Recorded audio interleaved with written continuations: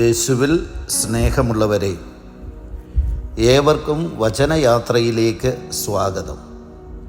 തിരുസഭ ഇന്ന് കർത്താവിന് വഴിയൊരുക്കുവാൻ വന്ന വിശുദ്ധ സ്നാപയോഹന്നാൻ്റെ ജനന തിരുനാൾ മഹോത്സവം ആഘോഷിക്കുകയാണ്.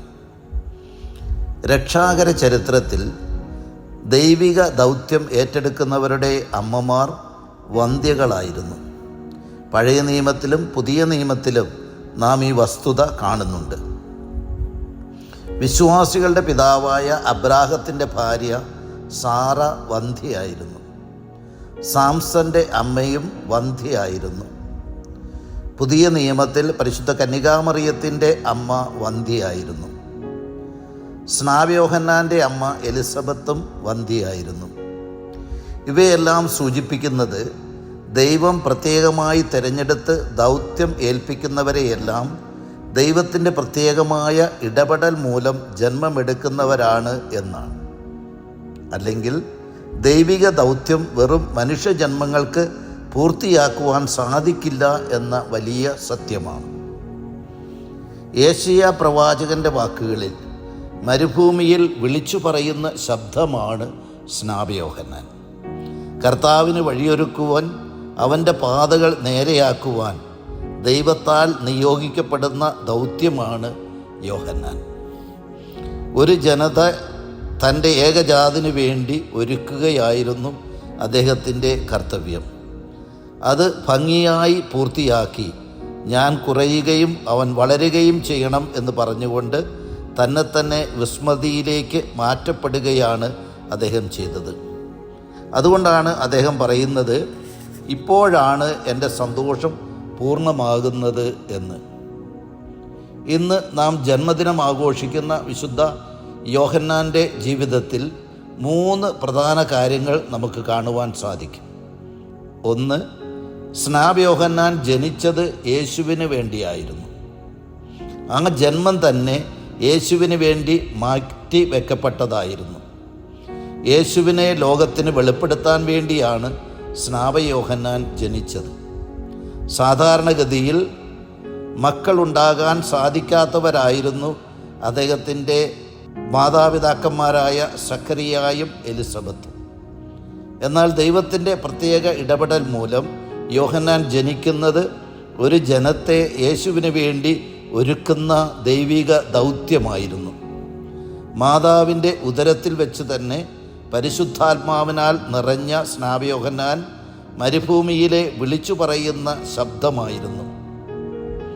പാപപങ്കിലമായിരുന്ന യഹൂദ ജനതയെ അനുതാപത്തിൻ്റെ ജ്ഞാനസ്നാനത്തിലൂടെ യേശുവിനെ സ്വീകരിക്കുവാൻ പ്രാപ്തനാക്കുകയാണ് അദ്ദേഹം ചെയ്തത്. മാത്രമല്ല, പരിശുദ്ധ കന്യകാമറിയത്തിന് ദൈവ മാതൃത്വ സ്ഥാനം ഏറ്റെടുക്കുവാൻ പ്രേരണ നൽകിയതും തൻ്റെ ഇളയമ്മയായ എലിസബത്തിൻ്റെ വാർദ്ധക്യത്തിലുള്ള ഈ മാതൃത്വമായിരുന്നു. 2, യേശുവിന് വേണ്ടി മാത്രം ജീവിച്ചവനായിരുന്നു വിശുദ്ധ സ്നാപയോഹന്നാൻ. തൻ്റെ ശിഷ്യന്മാർ പോലും യേശുവിൻ്റെ പിന്നാലെ പോകുന്നത് കാണുമ്പോൾ സന്തോഷിക്കുകയായിരുന്നു അവിടുന്ന് ചെയ്തത്. ഞാൻ ഈ ഭൂമിയിൽ നിന്ന് ഉള്ളവനാണ് എന്നും എന്നാൽ യേശു സ്വർഗത്തിൽ നിന്ന് ഉള്ളവനാണ് എന്നും അദ്ദേഹം തൻ്റെ ജീവിതത്തിലൂടെ ലോകത്തിന് കാണിച്ചു കൊടുത്തു. എല്ലാവരെയും യേശുവിൻ്റെ അടുക്കലേക്ക് ആനയിക്കുന്നതാണ് തൻ്റെ ദൗത്യം എന്ന് അദ്ദേഹത്തിന് തികഞ്ഞ ബോധ്യമുണ്ടായിരുന്നു.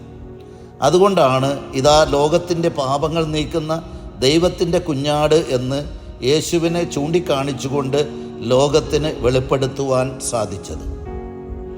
3, യേശുവിന് വേണ്ടി മാറിക്കൊടുത്തവനാണ് വിശുദ്ധ സ്നാപയോഹന്നാൻ. യോഹന്നാൻ്റെ വാക്കുകളും പ്രവൃത്തികളും കണ്ടപ്പോൾ ഇവനാണ് വരാനിരിക്കുന്ന രക്ഷകൻ എന്ന് ലോകം കരുതി.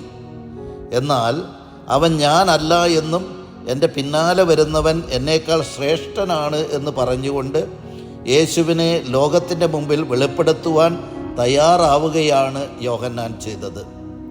മാത്രമല്ല, ഞാൻ അവൻ്റെ ചെരുപ്പിൻ്റെ വാറഴിക്കാൻ പോലും യോഗ്യനല്ല എന്ന് പറഞ്ഞുകൊണ്ട് യേശുവിന് വേണ്ടി മാറിക്കൊടുക്കുകയാണ്.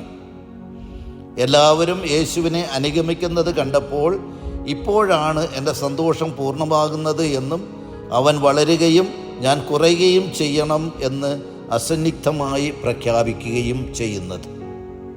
സ്നേഹമുള്ളവരെ, ഇതാണ് സ്നാപകൻ്റെ മനോഭാവം.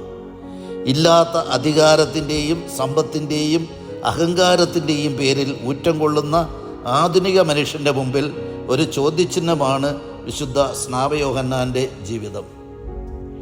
അവൻ വളരുകയും ഞാൻ കുറയുകയും ചെയ്യണം എന്ന ആ വലിയ എളിമയുടെ മനോഭാവം വളർത്തിയെടുക്കുവാൻ നമുക്കും പരിശ്രമിക്കാം. തന്നേക്കാൾ ഉപരിയായി മറ്റുള്ളവരെ പരിഗണിക്കുവാനും അവരെ വലിയവരായി കണക്കാക്കുവാനും ബഹുമാനിക്കുവാനും നമുക്ക് ശ്രമിക്കാം.